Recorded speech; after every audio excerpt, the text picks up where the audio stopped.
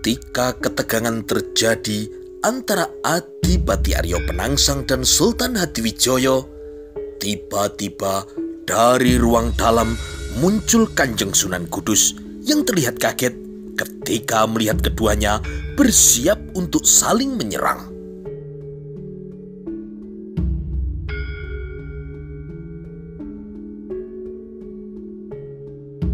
Hei, berhenti!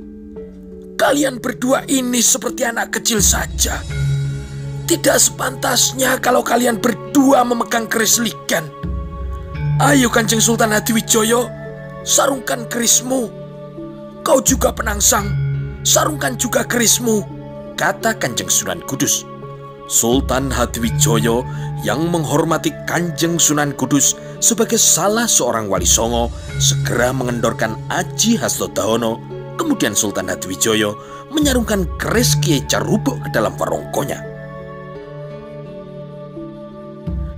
Dada Aryo Penangsang masih terasa bergejolak dan sorot matanya juga masih memperlihatkan kemarahan yang besar. Tetapi ia masih belum mengendorkan Aji Panglebur Jagat dan di tangannya masih pula tergenggam keris Kiai Setan Kober yang membara di ujung bilahnya. Di sudut pendopo, Ki Pemanahan, Ki Penjawi, Ki Juru Mertani dan Sutawijoyo yang menyaksikan peristiwa itu menjadi cemas dan tercekat hatinya. Ketika itu mereka menyaksikan junjungannya, yaitu Kanjeng Sultan Hadiwijoyo, sudah menyarungkan kerisnya, berdiri tanpa senjata, sedangkan dua langkah di depannya berdiri Aryo Penangsang yang masih memegang keris Kiai Setan Kober. Mereka khawatir dengan sebuah lompatan yang cepat Aryo Penangsang akan mampu menerkam Sultan Hadiwijoyo. Kalaupun Kanjeng Sultan mampu menangkis, maka tubuhnya pasti akan tergores keris Kiai Setan Kober, dan setiap goresan pusaka itu adalah berarti maut. Ki Pemanahan akan berteriak memperingatkan Sultan Hadiwijoyo, tetapi suara yang akan dikeluarkannya seakan-akan ditelannya kembali. Dia khawatir justru teriakan itu malah seperti mengingatkan Aryo Penangsang untuk segera menyerang Sultan Hadiwijoyo. Di belakang Ki Pemanahan berdiri anaknya yang sudah menjadi anak angkat Sultan Hadiwijoyo, yaitu Danang Sutawijoyo. Danang Sutawijoyo yang tangannya telah meraba hulu keris Kiai Sabuhasto yang dipakainya dengan cara nyode, merasa kecewa atas gagalnya perang tanding ini. Sebetulnya ia ingin menyaksikan kehebatan romonya, yaitu Kanjeng Sultan Hadiwijoyo yang mempunyai bermacam-macam aji Joyo Kawijayan berbenturan dengan ilmu dari Adipati Jipang yang tersohor. Penangsang, cepat sarungkan kerismu. Cepat, tunggu apa lagi? Sarungkan kerismu, Penangsang. Suasana di pendopo Panti Kudus saat ini menjadi sunyi senyap. Tidak ada suara apapun, hanya terlihat Aryo Penangsang yang menuruti perintah dari gurunya. Ia pun kemudian berusaha mengendorkan Aji Panglebur Jagat, tetapi kesunyian itu kembali dikejutkan oleh suara Kanjeng Sunan Kudus. Ayo Penangsang, kau tunggu apa lagi? Cepat sarungkan kerismu, Ger.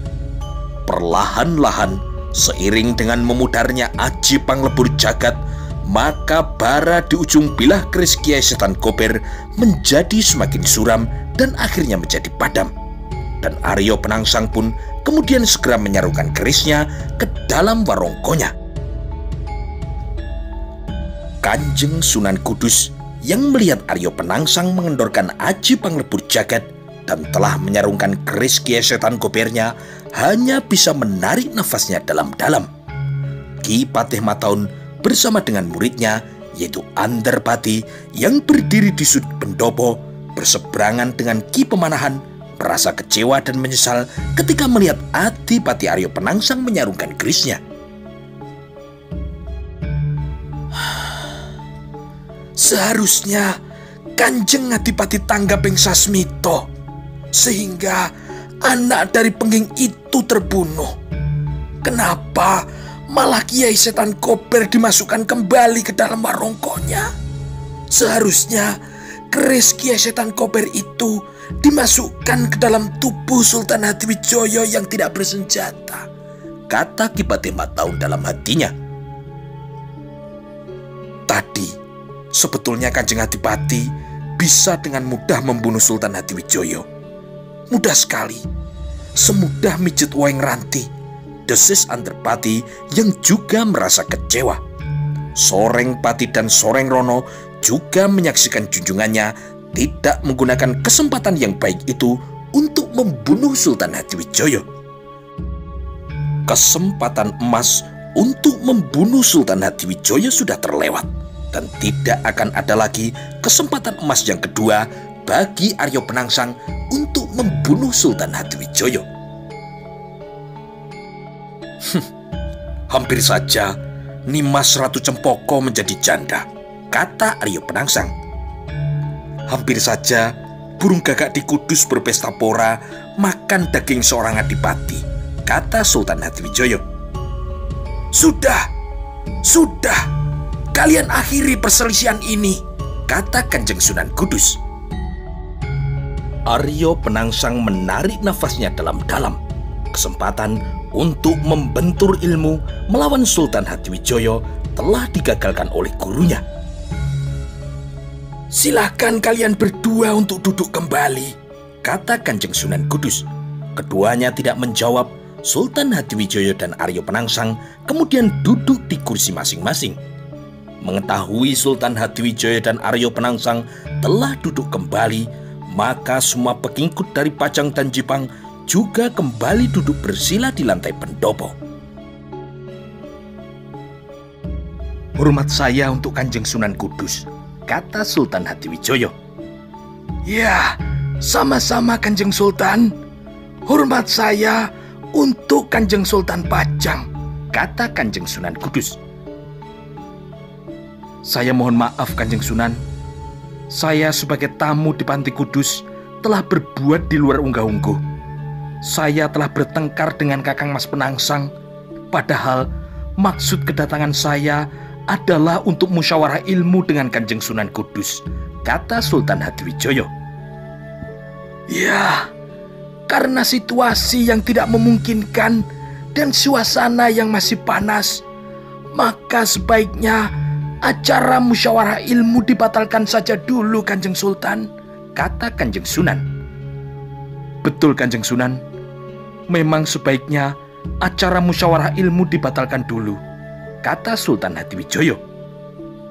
Kalau begitu, silakan Kanjeng Sultan beristirahat di kamar belakang, kata Kanjeng Sunan Kudus. Kanjeng Sunan, kalau acara musyawarah ilmu ini dibatalkan, maka kami akan langsung pulang saja ke Pajang, kata Sultan Hatiwijaya. Kenapa begitu tergesa-gesa Kanjeng Sultan? Tanya Kanjeng Sunan. Sultan Hatiwijaya tersenyum. Kemudian Kanjeng Sultan pun berkata, Iya Kanjeng Sunan, ada beberapa pekerjaan yang harus saya selesaikan segera. Baiklah Kanjeng Sultan. Jadi Kanjeng Sultan bersama rombongan akan langsung pulang ke Pajang sekarang, tanya Kanjeng Sunan Kudus. Iya Kanjeng Sunan, kami mohon pamit, kata Kanjeng Sultan Hatiwijaya. Kemudian Kanjeng Sultan bangkit berdiri dari kursinya, menyalami Sunan Kudus, diikuti oleh Ki Pemanahan, Ki Penjawi, Ki Jurumertani, dan Sutawijaya. Hati-hati di perjalanan Kanjeng Sultan.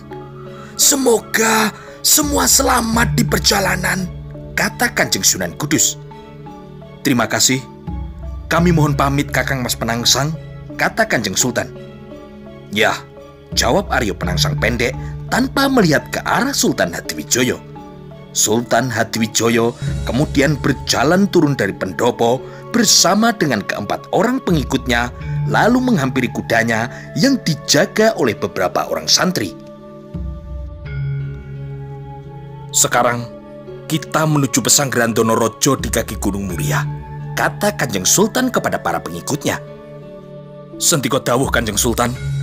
Beberapa saat kemudian 5 ekor kuda telah berjalan keluar dari regol Panti Kudus menuju ke arah selatan.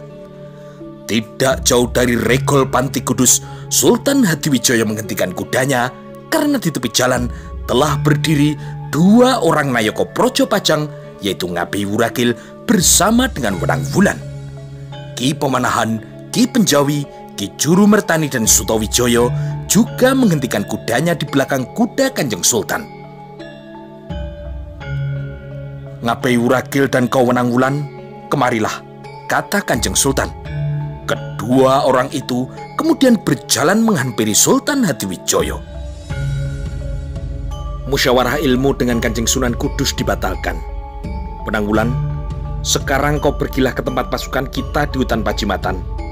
Katakan kepada Ngabei Wuloharto supaya memimpin para prajurit untuk segera kembali ke Pajang. Sedangkan Ngabei Wuragil tetap ikut dalam rombongan kita ke Bukit Donorojo," kata Kanjeng Sultan. "Sendika dawuh Kanjeng Sultan."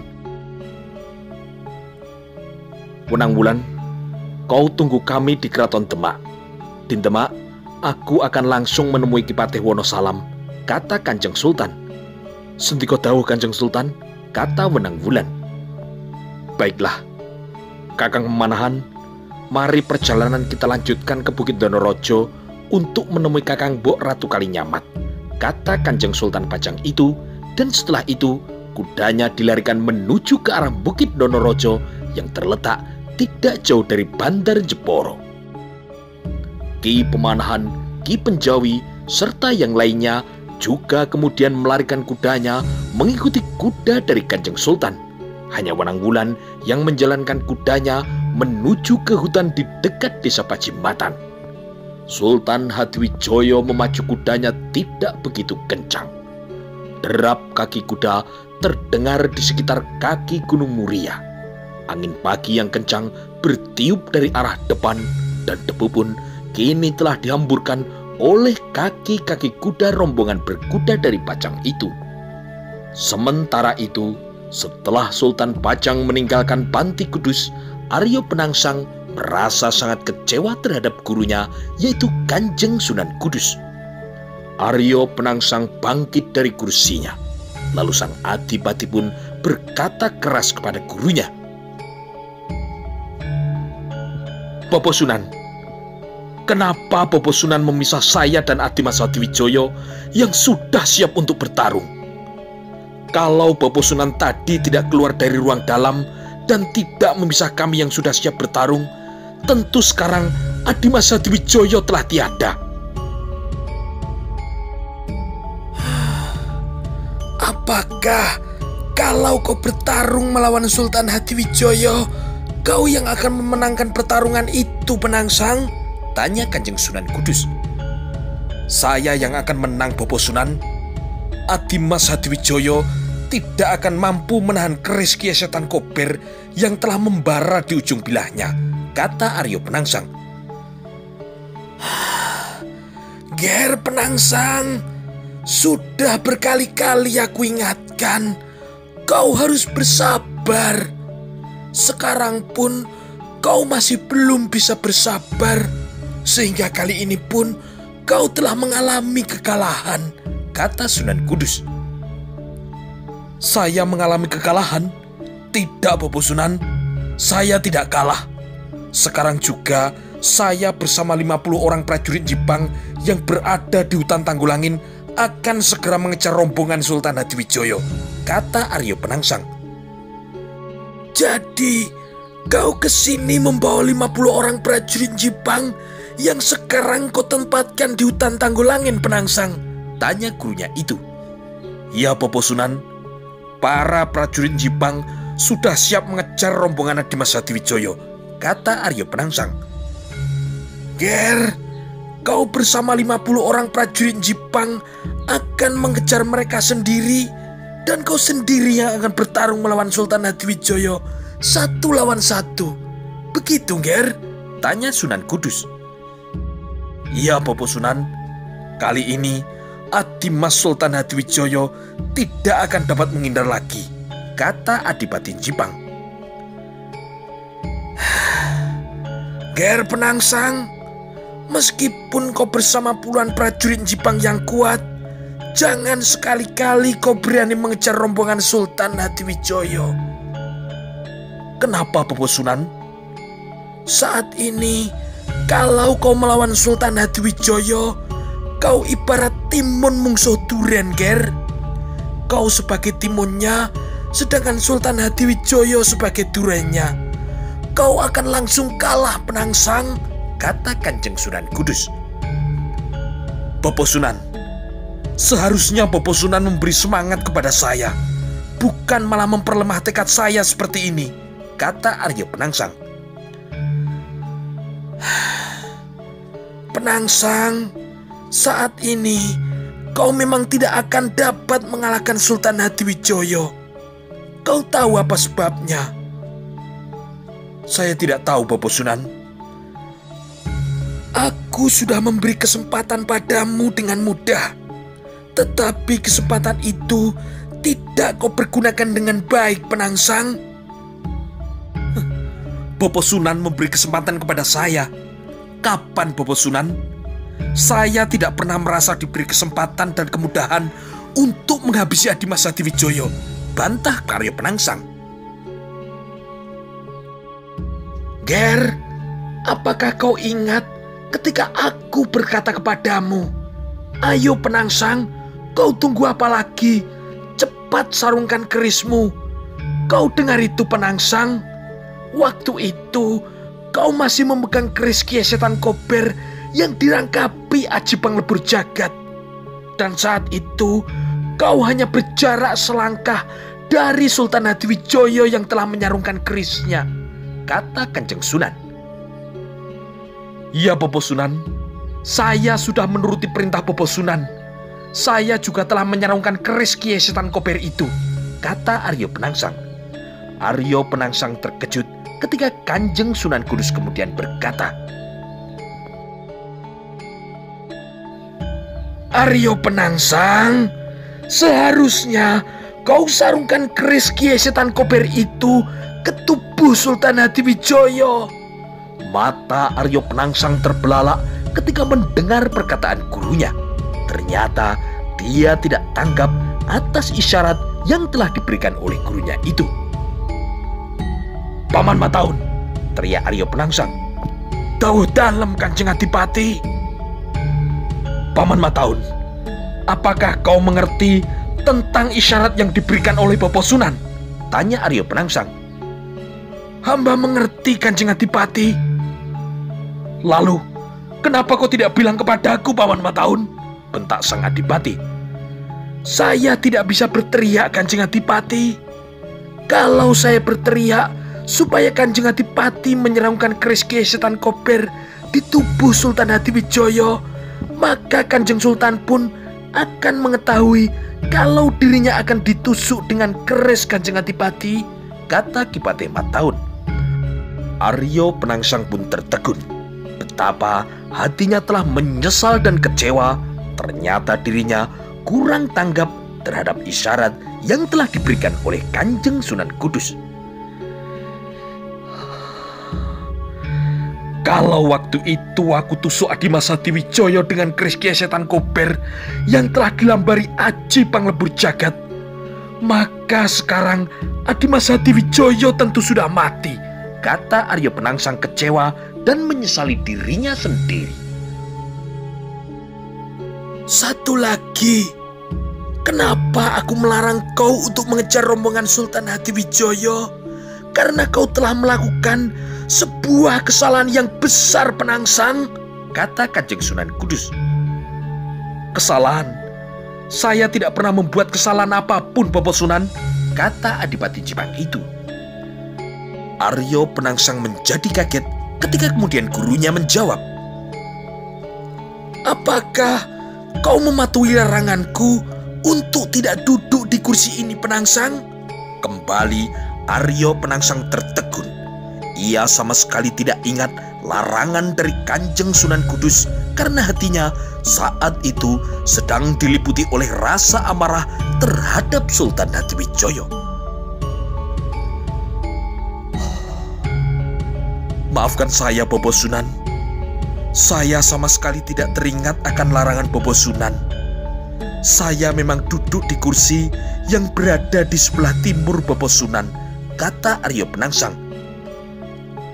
Semua sudah terlanjur, Penangsang. Tidak bisa diulangi lagi, kata Sunan Kudus. Aryo Penangsang hanya bisa terdiam mendengar perkataan dari gurunya itu. Sang Adipati tidak tahu lagi apa yang harus dilakukannya. Semua telah terjadi dan kau sekarang akan menanggung akibatnya, Ger, kata Kanjeng Sunan. Saya mohon maaf, Bobo Sunan. Mulai sekarang, kalau kau bertarung, kau tidak akan pernah dapat memenangkan pertarungan. Kau akan selalu kalah, Penangsang, kata Sunan Kudus. Saya, Bobo Sunan, saya tidak akan dapat memenangkan pertarungan apapun. Ya, untuk seterusnya, kalau kau bertarung melawan siapapun, kau tidak akan dapat memenangkan pertarungan itu. Dan kau akan selalu kalah sepanjang hidupmu, karena kau telah melanggar laranganku, Penangsang, kata Kanjeng Sunan. Mendengar perkataan gurunya itu, Aryo Penangsang menjadi cemas. Mohon ampun, Bobo Sunan. Saya memang bersalah melanggar perintah Bobo Sunan. Tetapi semua itu saya lakukan dengan tidak sengaja, Bobo. Lalu, sekarang apa keinginanmu, Ger? Saya mohon Bobo Sunan mengampuni kesalahan saya dan mencabut hukuman yang telah dijatuhkan kepada saya, pinta Aryo Penangsang. Tidak bisa, Ger. Mulai saat ini, kau akan selalu menjadi pecundang terus-menerus sepanjang hidupmu nanti, kata gurunya itu. Mohon ampun, Bobo Sunan. Apakah tidak bisa ditebus dengan sebuah lagu sehingga hukuman saya bisa dicabut kembali, Bobo Sunan? Tanya Aryo Penangsang. Bisa, tetapi apakah kau sanggup melakukannya, Penangsang? Sanggup, Bobo Sunan. Laku seberat apapun, saya akan sanggup melakukannya, kata Aryo Penangsang. Apakah kau akan sanggup menahan nafsu ragawimu selama 40 hari penuh? Sanggup. Maksud Bobo Sunan bagaimana? Apa yang harus saya lakukan? Kau apakah sanggup melakukan puasa dari pagi sampai sore selama 40 hari penuh? Saya sanggup, Bobo Sunan. Baik. Lalu, apakah kau sanggup menahan nafsu amarah selama kau menjalankan puasa itu?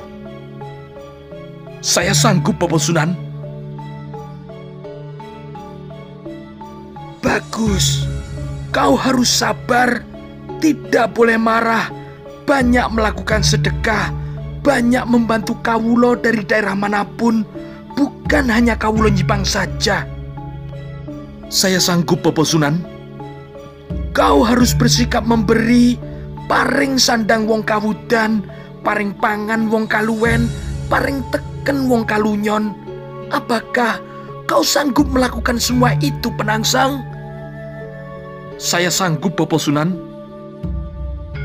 Baik, itu kau lakukan secara terus-menerus selama 40 hari, kata Kanjeng Sunan. Baik, Bobo Sunan, akan saya jalankan selama 40 hari tanpa berhenti. Baiklah, besok pagi kau sudah bisa mulai melakukan puasa. Sekarang kau beristirahatlah dulu. Ingat, jangan pernah sekalipun kau bertarung sebelum puasamu selama 40 hari berakhir. Ingat itu, Penangsang, kata Kanjeng Sunan.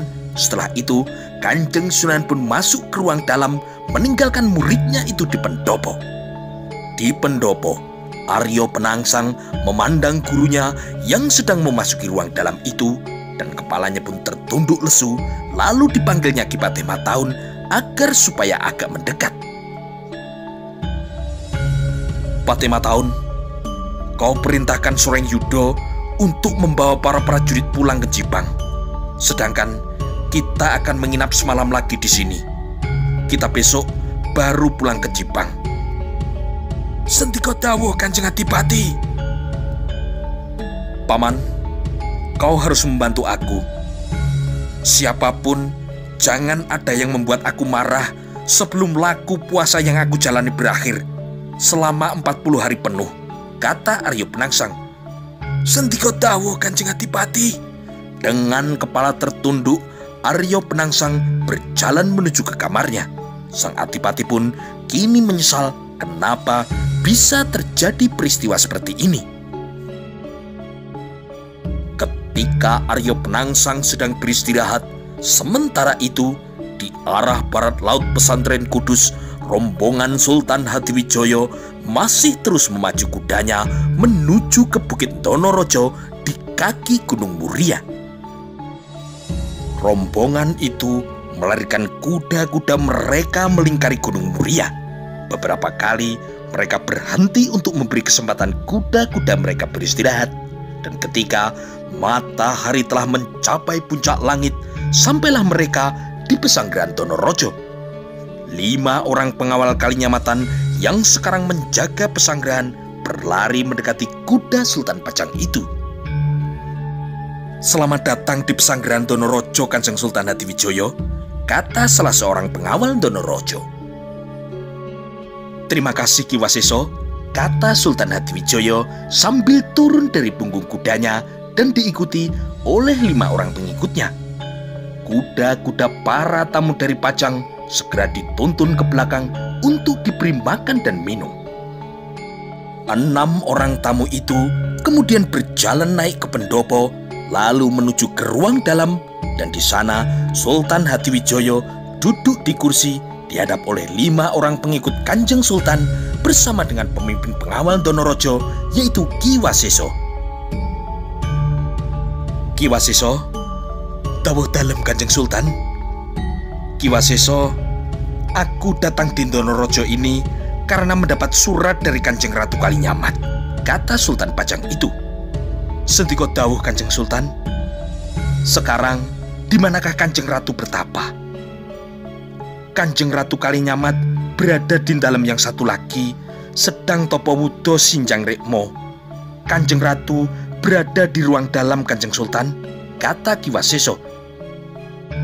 Ki Waseso, siapakah yang setiap hari melayani keperluan Kanjeng Ratu? Tanya Sultan Hadiwijoyo. 2 orang kemenakannya Kanjeng Sultan, sepasang gadis yang belum dewasa, yaitu Semangkin dan Prihatin. Keduanya adalah putri Kanjeng Sunan Prawoto Suwargi, kata Ki Waseso. Sultan Hadiwijoyo menganggukkan kepalanya, lalu Kanjeng Sultan pun berkata, Semangkin dan Prihatin, 2 orang perawan kencur, putri dari Kakang Mas Sunan Prawoto. Betul Kanjeng Sultan, kata Ki Waseso. Ki Waseso, coba kau menghadap kepada Kanjeng Ratu Kalinyamat. Katakan, aku ingin bertemu dengan Kanjeng Ratu, kata Sultan Hadiwijoyo.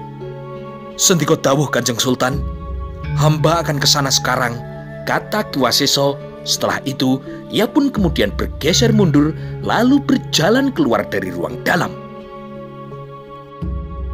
Beberapa saat kemudian, Ki Waseso pun telah kembali ke ruang dalam. Kemudian ia berkata, Kanjeng Sultan, Kanjeng Sultan sudah ditunggu oleh Kanjeng Ratu Kalinyamat di depan kerobongan. Baik Ki Waseso, jawab Sultan Hadiwijoyo. Kemudian Kanjeng Sultan pun berkata, Kakang Pemanahan, aku akan pergi bersama dengan Ki Waseso untuk menemui Kanjeng Ratu Kalinyamat. Kalian semua tunggu aku di sini. Sendika dawuh Kanjeng Sultan, kata Ki Pemanahan.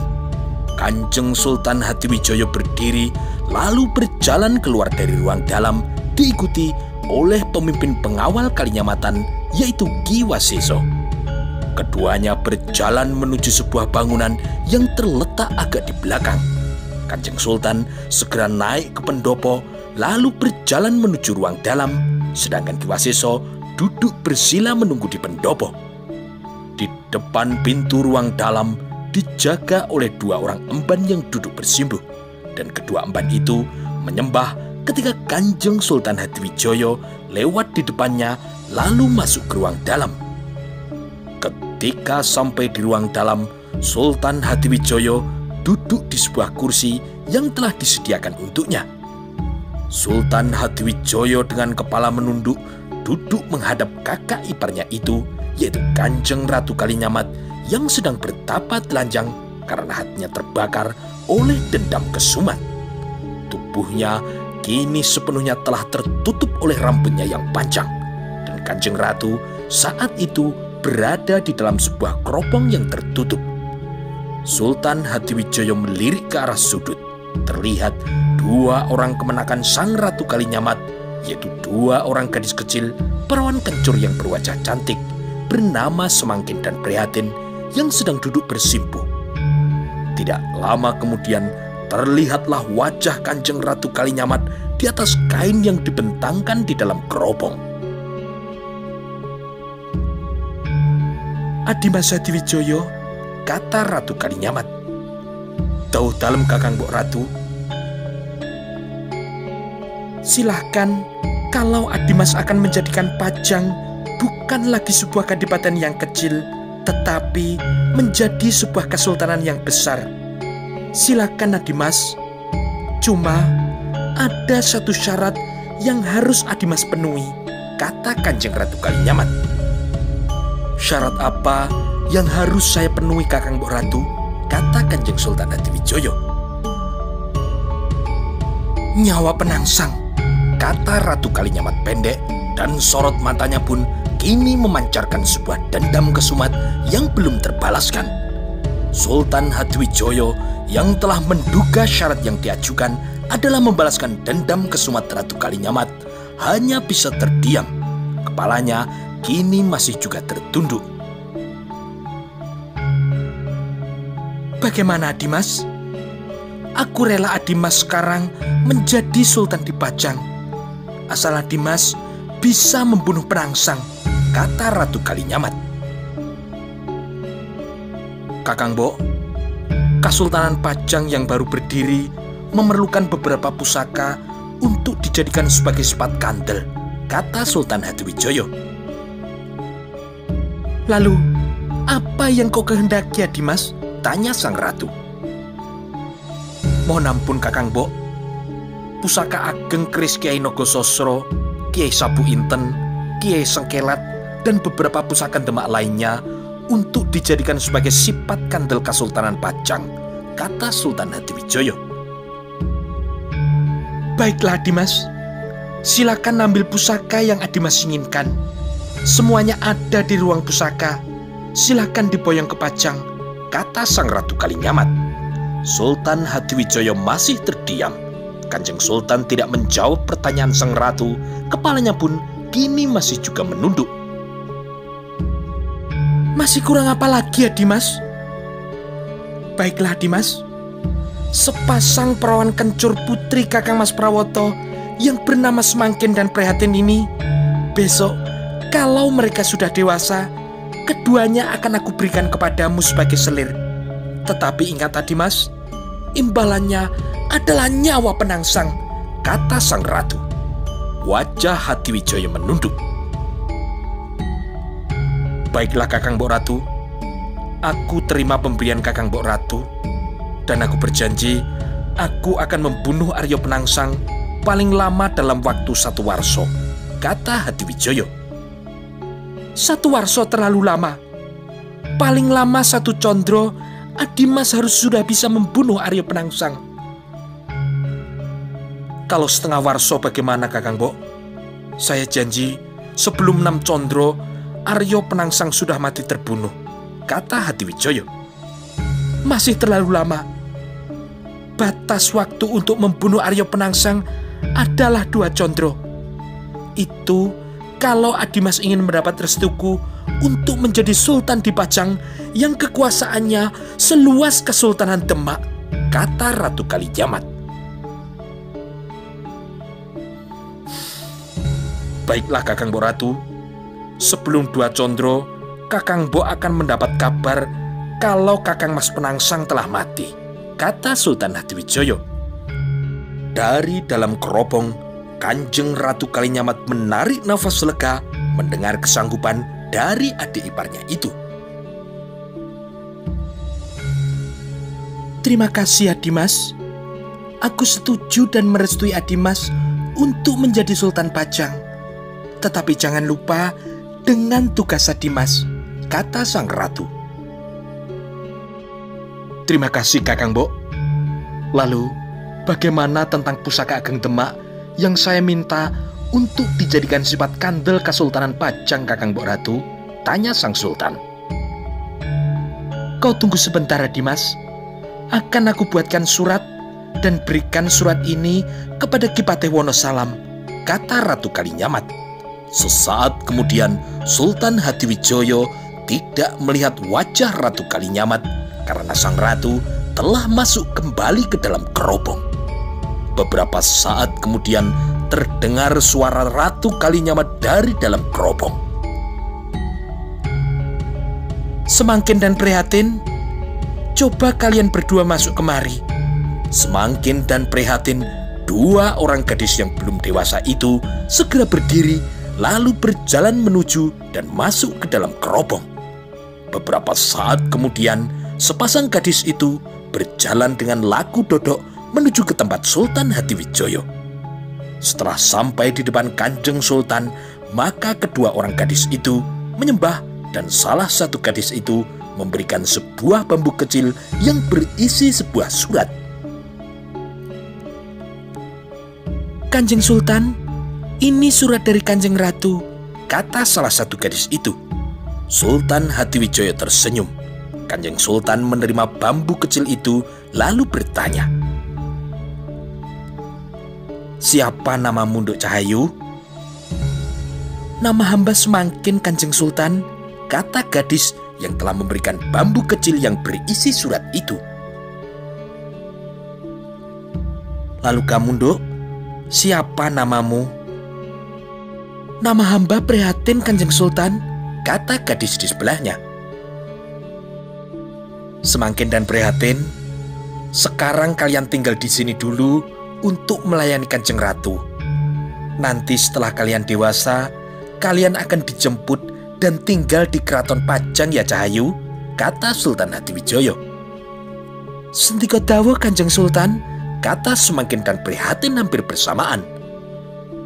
Baik, sudah cukup Cahayu, kalian boleh kembali ke tempatmu, kata Sultan Pajang. Setelah menyembah, kedua gadis itu bergeser dan kemudian kembali ke tempatnya, duduk bersimpuh di sudut ruangan untuk melayani keperluan dari Kanjeng Ratu Kalinyamat. Bagaimana Dimas Hadiwijoyo? Tanya Ratu Kalinyamat yang masih berada di dalam kerobong. Baik Kakang Mbok Ratu, sesuai perjanjian semula, saya akan membunuh Kakang Mas Penangsang sebelum 2 condro terhitung sejak hari ini, kata Sultan Hadiwijoyo. Terima kasih Adimas. Sabdo Pandito Ratu, kata-kata Adimas tidak bisa ditarik kembali, dan berarti sebelum pada malam purnama 2 condro lagi, dendamku harus sudah terbalas, kata Ratu Kalinyamat. Baik Kakang Mbok Ratu, kalau begitu saya mohon pamit dulu. Saya akan langsung menuju ke Demak untuk menemui Ki Patih Wonosalam, kata Sultan Hadiwijoyo. Baik, tetapi apakah Dimas malam ini tidak menginap di Donorojo dulu? Tanya sang ratu. Tidak Kakang Mbok, mudah-mudahan nanti malam saya sudah sampai di Keraton Demak, kata Sultan Hadiwijoyo. Baiklah Dimas, sampaikan sungkem saya untuk Kanjeng Ibu, kata Ratu Kalinyamat. Baik Kakang Mbok, saya mohon pamit dulu, kata Sultan Hadiwijoyo, dan setelah itu Kanjeng Sultan berdiri dari kursi lalu berjalan keluar dari ruang dalam menuju kembali ke pendopo. Sudah selesai Ki Waseso, kata Sultan Hadiwijoyo kepada pemimpin pengawal Kalinyamatan itu. Baik Kanjeng Sultan, kata Ki Waseso sambil bangkit berdiri, lalu keduanya berjalan turun dari pendopo menuju ke tempat semula. Mereka berdua kemudian masuk ke dalam rumah dan di sana masih menunggu Ki Pemanahan dan para Nayaka Praja lainnya. Tidak lama kemudian, dua orang pengawal masuk ke ruang dalam membawa dua buah ceting yang berisi nasi dan dua buah mangkuk gerabah yang berisi sayuran. Kanjeng Sultan jangan pulang dulu. Silahkan makan siang dulu di Donorojo. Ini semua sudah disiapkan oleh para pengawal, kata Ki Waseso. Terima kasih Ki Waseso, kata Sultan Hadiwijaya. Setelah itu, para tamu dari Pajang itu menikmati hidangan yang disuguhkan para pengawal di pesanggeran Donorojo. Beberapa saat kemudian, setelah menikmati hidangan makan siang, maka Sultan Hadiwijaya pun berkata, "Kita pulang sekarang." "Sendika dawuh Kanjeng Sultan," kata Ki Pemanahan, lalu ia pun berdiri diikuti oleh para Nayaka Praja lainnya serta putra angkat dari Kanjeng Sultan, yaitu Danang Sutawijaya. Mereka semua mengikuti Sultan Hadiwijaya berjalan menuju kuda-kuda yang tertambat di bawah pohon. Setelah semuanya naik ke atas punggung kudanya, Sultan Hadiwijaya kemudian berkata, "Kami pulang dulu Ki Waseso." "Silahkan Kanjeng Sultan, hati-hati di jalan," kata Ki Waseso sambil badannya membungkuk hormat dan tangannya ngaburancang. Sesaat kemudian, mulailah Sultan Hadiwijaya memacu kudanya tidak melalui jalan yang dilaluinya tadi, tetapi melewati jalan pintas yang langsung menuju ke arah Demak. Keenam kuda itu terus dipacu menuju ke Demak. Debu pun berhamburan mengepul di belakang kaki-kaki kuda mereka. "Mudah-mudahan kita bisa sampai di Demak tidak terlalu malam," kata Ki Pemanahan dalam hatinya. Matahari pun bergerak turun di kaki langit, dan ketika hari mulai gelap, maka mereka telah berada di rakit penyeberangan Sungai Tuntang. Malam baru saja membayang. "Kita sudah sampai di Demak," kata Ki Penjawi. "Ya, beberapa rumah juga sudah menyalakan lampu minyak," kata Ki Jurmardani. Setelah sampai di tepian, terlihatlah seorang yang sedang berdiri di samping seekor kuda. "Itu Wenang Wulan," kata Ki Pemanahan. Setelah semuanya naik di tepi sebelah barat, maka Sultan Hadiwijaya pun kemudian berkata, "Kita akan menuju ke dalam Kepatihan. Ngabai Wuragil dan Wenang Wulan, kalian berdua berangkatlah dulu ke Kepatihan. Sampaikan kepada Ki Patih bahwa aku akan ke sana." "Sendika dawuh Kanjeng Sultan," kata Ngabai Wuragil dan Wenang Wulan. Sesaat kemudian, di senja yang semakin suram, dua ekor kuda kembali berlari menuju ke dalam Kepatihan. Beberapa saat kemudian, Sultan Hadiwijaya bersama dengan Ki Pemanahan, Ki Penjawi, Ki Jurumerdani dan Danang Sutawijaya telah berada di atas punggung kuda mereka yang kini berlari menuju ke Kepatihan. Jarak yang dekat dapat ditempuh oleh rombongan dari Pajang itu dalam waktu yang tidak terlalu lama. Tidak berapa lama kemudian, mereka telah tiba di regol dalam Kepatihan. Kemudian, kuda-kuda mereka pun kini berjalan perlahan masuki halaman dalam Kepatihan.